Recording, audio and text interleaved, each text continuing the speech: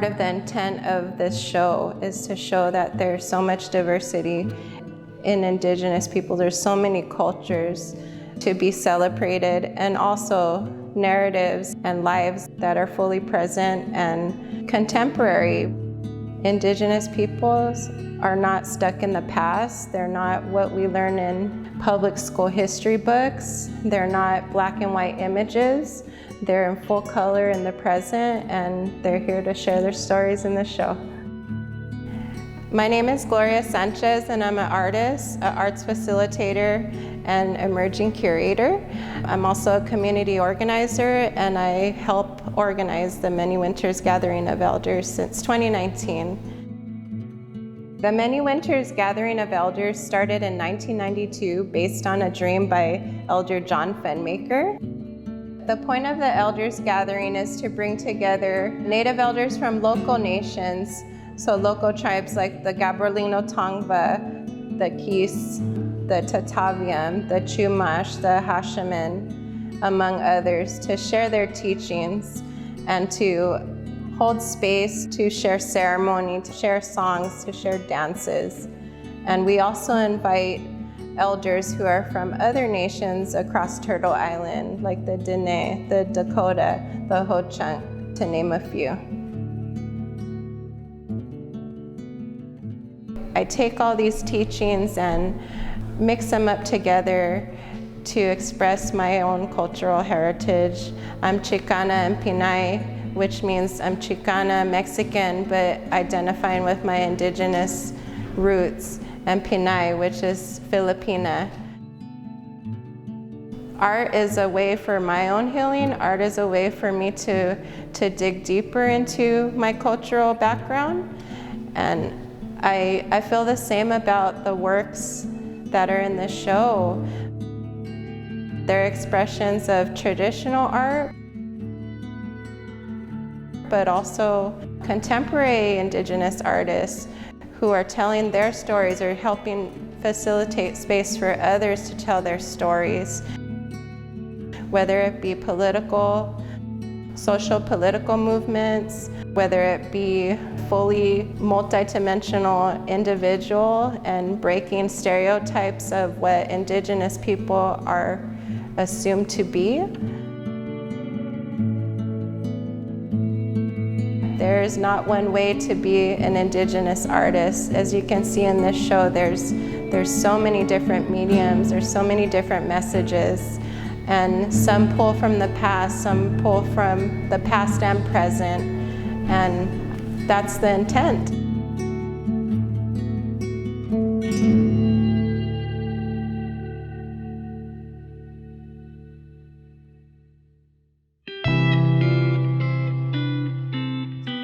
Walking through the gallery, you start off with a little bit of history of the Many Winters Gathering of Elders. We have the original proclamation from 1994, which states the purposes of the gathering, the intent to create a space for spiritual survival in the context of the 500-year anniversary of Columbus discovering America. We have featured works by Elder Jesús Gutiérrez, portraits of elders, all women who participate in the Many Winters Gathering of Elders. Julia Bongani, rest in peace, who passed away in 2021. She was a Tongva elder. Gloria Arianes, who is also a Tongva Chicana elder. Cindy Alvitre, who is a Tongva elder, and also Di Dominguez, who is Yokut. We have artwork by Auntie Xochi Portillo, who is also an elder. She's Chicana, Mayan, and White Mountain Apache. And she does both ceremonial shirts, ceremonial dresses, but she also has everyday practical materials like blankets and placemats and pillows. And we have an image of two of the main founders, John Funmaker and Uncle Tony Portillo. Iron Circle Nation, that was a name that was given to us by Taksha Uste, Archie Fire Reindeer. He started a drug center in the 90s. in Wounded Knee in 1973.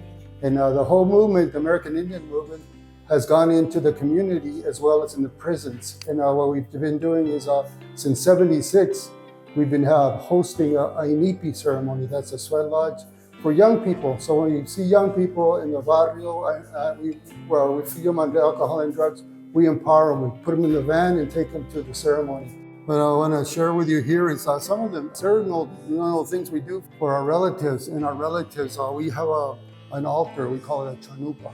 It's the duality of a man and a woman. And we put it together to bring understanding, to bring peace, to bring health. As an artist, I make all these ceremonial things for the people and give it away. Some of the rattles, we have some of the relatives, they have the deer dancers, we have the bird dancers. And what we try to do as human beings, we imitate, and everything came from the animals. They taught us. And so we sing all these things at a time of prayer. The coyote has taught us all these things, and the nature teaches us. This is important that we show the work that's been done. And this gives a forum to Corbin Harney, the Shoshone leader of ours. He's walking the spirit road now, but he went all over the world. He was a great man.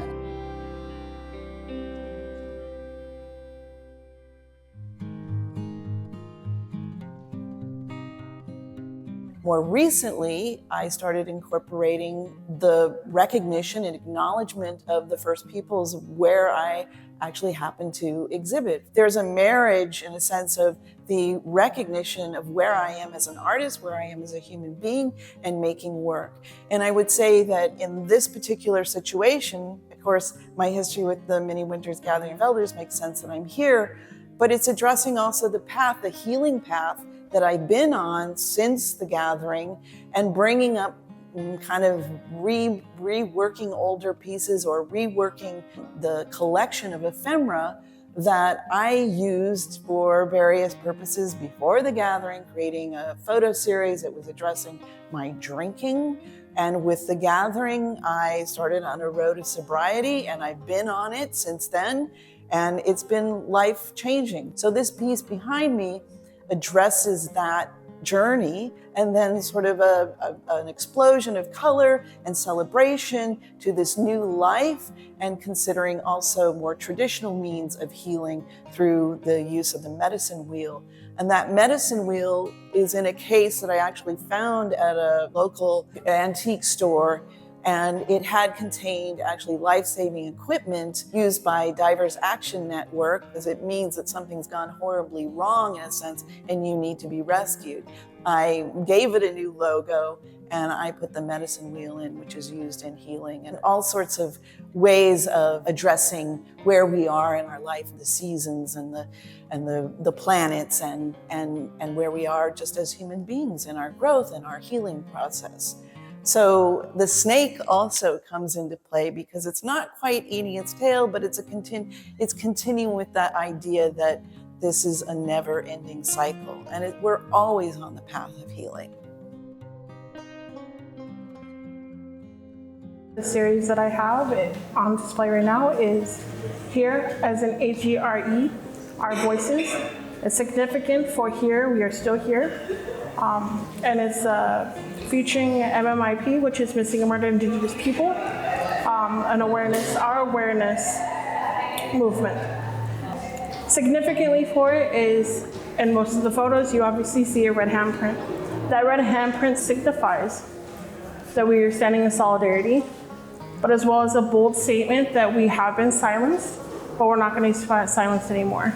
The movement has been going on for a very long time. There's been a lot of missing and murdered. I myself am a survivor of domestic violence and sexual assault. I'm also a selected Pueblo Indian. Yes. So between those two things, kind of pushed me to kind of look into this. And when I saw about MMIW and MMIP, I said, okay, well, let me try something. Let me be an advocate. Let me put my art and see what happens. I pushed to have viewers, I would say, provoke them to ask questions, to ask what's going on, how can we help, because this is a big, huge epidemic that is going across Turtle Island as well as Canada and South America. Since the pandemic, there's been over 10,000 at least cases, and maybe a fourth of, if that, a fourth has been put into the Department of Justice database. This includes children, two spirits, men and women, as well as now they're finding residential schools, they're finding children, from all the way back to the early 1900s. This was a huge thing. I have now recently, I think I've done about 200, almost 200 people. And I continue to do it. I won't stop until I know I'm done.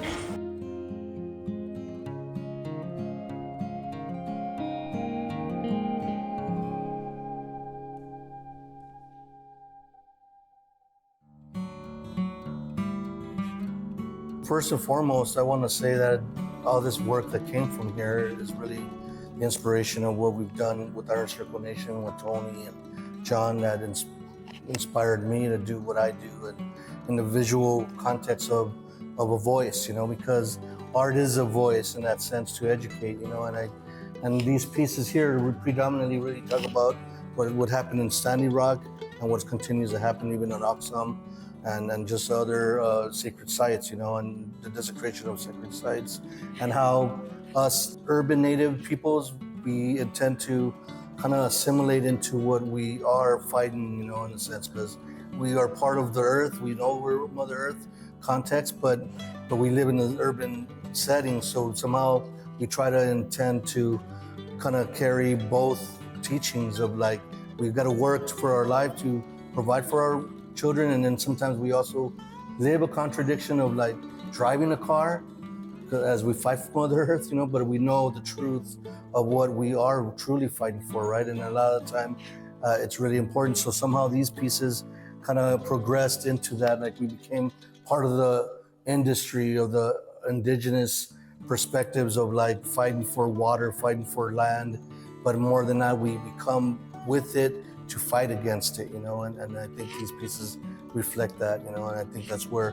they become elements of pipelines and so on. So this series is called the Indian Pipeline, in that sense, but more than that, it's always remembering our future generations of where we are going towards. Because if we don't work towards the betterment of all of us, then where are we at, as human beings, and I think that's really important.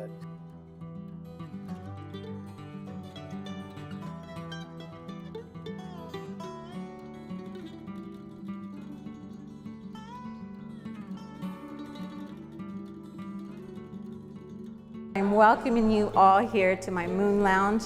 Going back to my ancestral roots and connecting with the indigenous ways, and one of the things that we do is we get together monthly with a lot of women and we do different things, like we pray, we get together and we pray to the water, and we do crafts, and one of the things that we like to do is sing, and it's called Waking Up Our DNA, so that we could remember what we are and who we are and what's inside of us, what are the teachings that our ancestors left us. Luckily for me, I already know that my abuelitos from Michoacan, they used to have a reboceria. So their reboceria is noodles, knots, macrame, weaving. So they were weavers. So essentially I come from a line of weavers. In this area here is a space where I hold for women to come, and we have pláticas. We come and we sit and we talk and we heal. I have displayed different pieces here, like the butterfly, which is the monarch butterfly, which connects to Michoacan, and the fact that they're endangered. So I just wanted to bring awareness to that. And I have another piece that is also like a piece that I was working on during 2020 to kind of calm me and bring me back to center during that chaotic time. Everything here has a meaning, and hopefully you guys enjoy it and love it as much as I loved making it.